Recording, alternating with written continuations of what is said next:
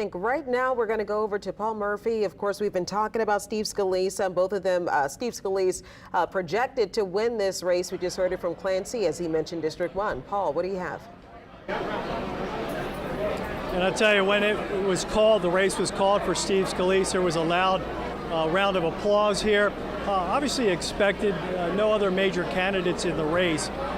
So Steve Scalise has been spending a lot of time on the campaign trail, not only in his district, but throughout the country, stumping on behalf of GOP candidates, raising money for GOP candidates, and then spending some time on the campaign trail with former President Donald Trump.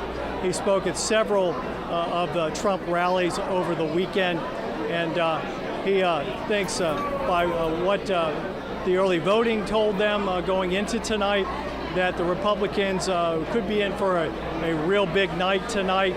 It looks like, according to him, they have a good chance to win back the White House, to expand the majority in the House, and also to flip the Senate back to the GOP. Taking a look here across the room here at Drago's, basically a who's who in Republican politics here in Greater New Orleans. Several parish presidents are here. We just saw President Matt Jewell from St. Charles Parish, a former chief of staff for Steve Scalise, is here. We're going to talk to him in a little bit.